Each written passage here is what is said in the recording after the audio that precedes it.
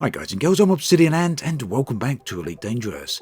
Now in today's video I wanted to talk about tritium, that is the fuel used for fleet carrier and their hyperspace jumps. But as I actually got into that as I started digging down a little bit, specifically with regards to mining the tritium, I started thinking about the wider issues for explorers and mining and gathering up this ore.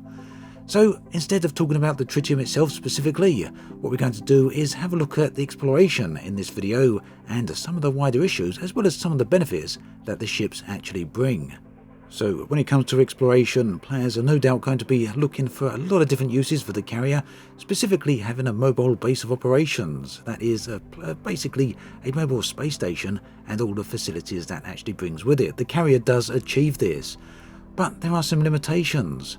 First, there's the jump range. Second, there's the lack of Universal Cartographics. Third is the refueling, and fourth, perhaps really, is the upkeep of the ship as well. But even with those issues, carriers do have some huge benefits to exploration, which we'll get into in just a bit. But first I do want to talk about the tritium and the fuel, because that is pretty much central to the entire exploration-based theme. With that in mind, I put together a Python for mining, and perhaps unusually for a YouTube content creator, I went about this a slightly different way. I didn't min-max the ship, I didn't put the ship together with the idea in mind of gaining 200, 300 or 400 tons of ore per minute.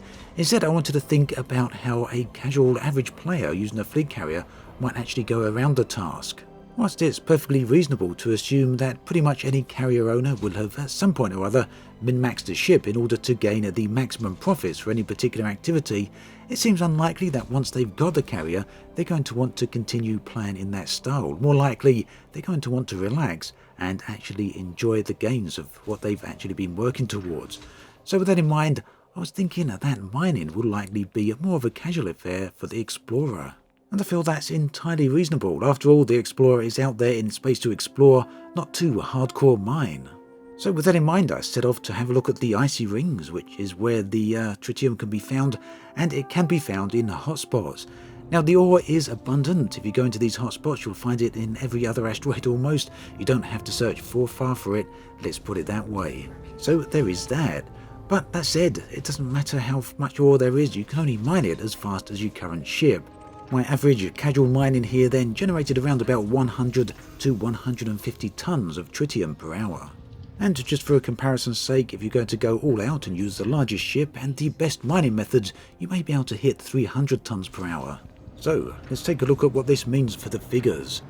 Basically, the casual miner will be able to fuel or fund a full 500 light-year jumps with around about 2 to 3 hours worth of mining, whilst the hardcore miner might be able to do the same within 1 to 1.5 hours worth of mining. So whichever way you cut it, that is a serious amount of time, regardless of whether you're a casual miner or seriously heavily into mining. Now that I think leads us on quite nicely to travel distance and travel times. I do kind of feel that travelling with exploration in the fleet carrier is going to be very slow. Of course, for me, exploration has never been about getting from A to B as fast as possible. I've always said it's about the journey in between. Specifically, I really wouldn't care if a fleet carrier could jump 20,000 light years. It's the ability to park up and explore a specific area that I'm actually interested in. And really, for me, Elite Dangerous, the galaxy, the Milky Way that's therein, is all about the number of star systems in there, 400 billion. It's really not about the distance. However, for gameplay reasons, it seems pretty obvious that carriers do need limitations on how often they can jump and how far they can jump. But these current limitations mean that it will take around 80 hours to get to Colonia and 260 hours to get to Big Ord Point. You can almost double those figures if you have to factor in mining in order to gain the fuel. To be fair, I can understand why there should be limits on travel distance and speed. It makes sense. However, there are upper limits for this that when exceeded ruin the utility of the carrier. A carrier that takes 300 hours to get to the opposite side of the galaxy has little to zero use for the long-distance explorers. For those who like to explore a little closer to home, the times are still on the excessive side, but hey, if you only want to travel 2,000 to 3,000 light years out, then it's much less of a problem. Now, the travel times, as I see it, are compounded by 3 separate issues. The first, mining for fuel, I've already discussed. The second, spool up and cooldown times. And the third is the total jump range. Now I feel that at least 2 of these 3 need to be changed in order to improve carriers for exploration. The first, mining for fuel, needs to be improved in some way, either lower the fuel consumption requirements or alternatively increase the tritium yield from asteroids. Changing fuel requirements wouldn't have any effect for carriers inside the bubble because, let's face it, tritium is very easily available. However, a change here would be a massive improvement for explorers. After all, mining like this is just going to eat into too many hours, and I guess a lot of explorers probably don't want to spend hours and hours mining. The second change is a multiple choice one for Frontier, really depending on how they want to approach it. Either reduce spool up and cooldown times to something like 15 minutes each, or increase jump range to around about 1500 light years or maybe even more. The range increase is perfectly reasonable because as it stands right now, a carrier can more or less jump from one side of the bubble to the other in a single jump, so increasing the jump range will not have any real effect on the utility of carriers inside the bubble. Alternatively, decreasing the jump speeds will benefit both explorers as well as the players inside the bubble. Players generally don't want to wait around for an hour in order to meet up with their friends, and whilst there's no rush for the explorer, the travel times do need to make sense in the current exploration playstyles. The third issue is the lack of Universal Cartographics. Now, I don't think this one needs too much explanation. If an explorer is heading out into deep space with a carrier, then they are using it as a mobile base. As carriers can already pay for bounty vouchers and other such things, there seems no real reason to not extend this to exploration data. And perhaps just as importantly, without Universal Cartographics, the explorer doesn't have any way to fund their carrier with fresh income. The fourth issue is that fleet carriers need to be in a star system with administration services in order to suspend and pause services. So if you want to pause your shipyard and save costs, you first need to jump to a star system with the relevant options to allow you to do that. This is a huge issue for explorers, as if they are 10,000 light years away from home, they have no way to pause any of the carrier services and therefore cannot enter a reduced upkeep mode. And now, with all that out of the way, I really want to talk about how carriers will benefit exploration.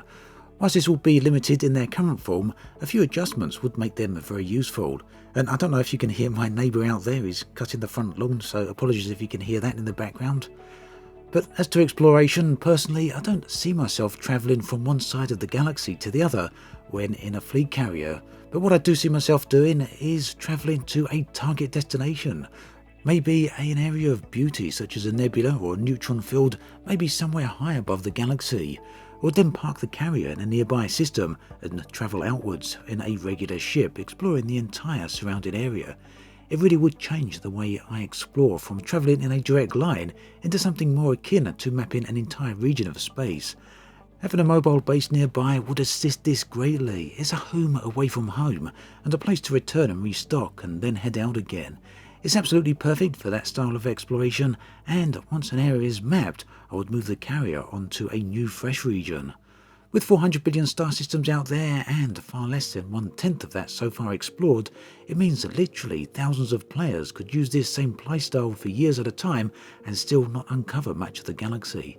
It's something I'm really looking forward to trying out, but it's also something that would be much improved if the aforementioned issues were adjusted. Let me know in the comment section below how you want to use your fleet carrier and what purpose you would like it to serve. Meanwhile, we all know there's plenty of issues with them, so do head on over to the Frontier forums and leave your thoughts there in the beta section. You can find a link below. As always, thanks for watching, and I'll catch you guys and girls next time.